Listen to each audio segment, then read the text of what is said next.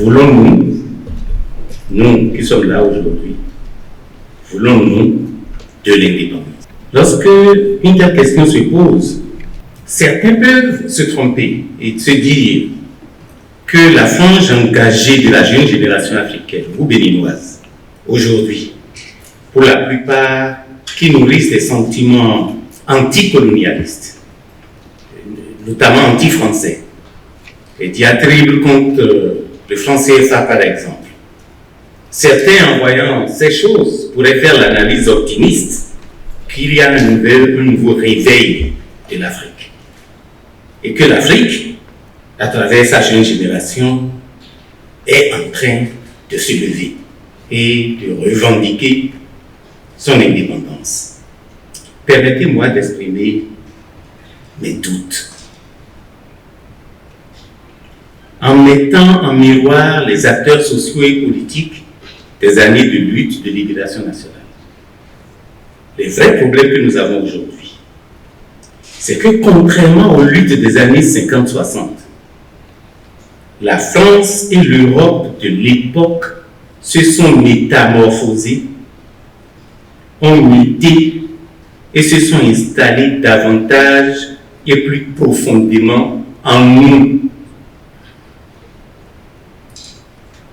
Dans l'élite actuelle, qu'il s'agisse de l'élite politique, économique, intellectuelle, culturelle, ce qui est baptisé société civile, femmes, jeunes, la France et l'Europe installées en nous et profondément ne sont pas seulement identifiables à travers notre habillement, à travers la langue que nous parlons, à travers le système éducatif, les croyances religieuses, mais d'abord et surtout dans tout ce qui, dans notre vie au quotidien, soutient l'économie européenne, asiatique, américaine, à savoir l'attitude frénétique de consommateurs de tout ce qui vient d'ailleurs, qui structure notre perception fondamentale de la vie politique, culturelle, économique et sociale, la paresse intellectuelle et l'affaissement de l'esprit critique. Le problème donc, le premier, c'est donc nous-mêmes. Ce phénomène était déjà perçu et analysé parfois avec une certaine radicalité dans les années 50. Et je voudrais me permettre ici, pour me faire plaisir un peu, parce que j'aime bien cet auteur, je voudrais donner la parole ici au roi Christophe, dans la tragédie du roi Christophe, d'Aimé Césaire, qui remarquait déjà à l'époque que nous étions dans la fosse. Au fond, je cite, au fond de la fosse. Eh bien, c'est bien ainsi que je l'entends, au plus bas de la fosse.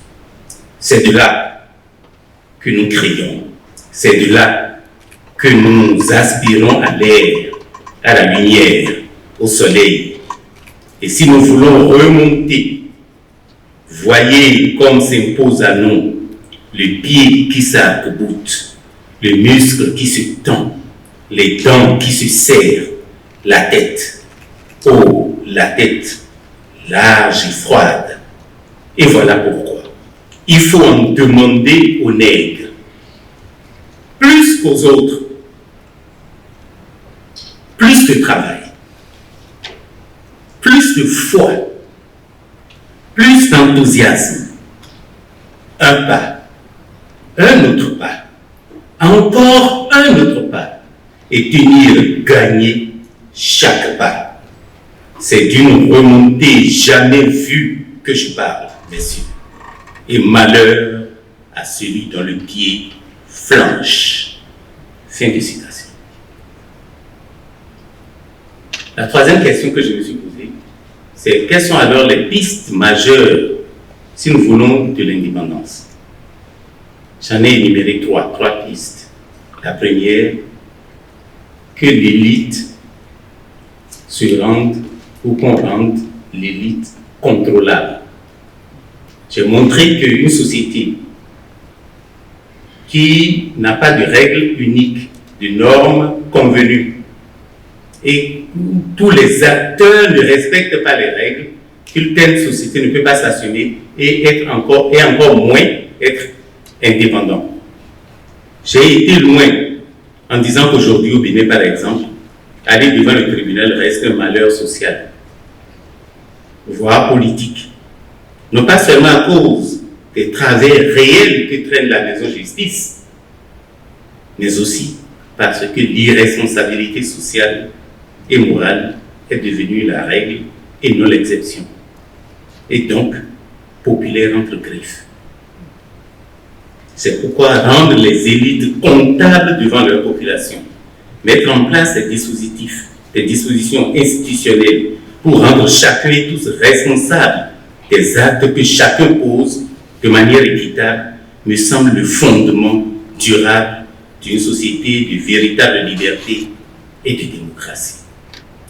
La deuxième piste, c'est récupérer l'initiative historique. En résumé, cela signifie que nous devrions apprendre à développer notre sens critique et à devenir un peu plus nous-mêmes et nous observer tels que nous sommes et travailler à sortir de la fosse où nous nous retrouvons. La troisième et dernière piste, c'est sortir du carcan de la conférence de Berlin. La conférence de Berlin, c'est là où les différents pays ont été divisés entre les Français, les Anglais, les Allemands et les autres. Enfin, et pour vous remercier de m'avoir écouté, je voudrais que nous retenions que nous avons raté dans notre histoire beaucoup de rendez-vous. Il s'agit pour nous de choisir de ne pas continuer à rater les rendez-vous. Prenons rendez-vous avec nous-mêmes, devenons indépendants. Je vous remercie.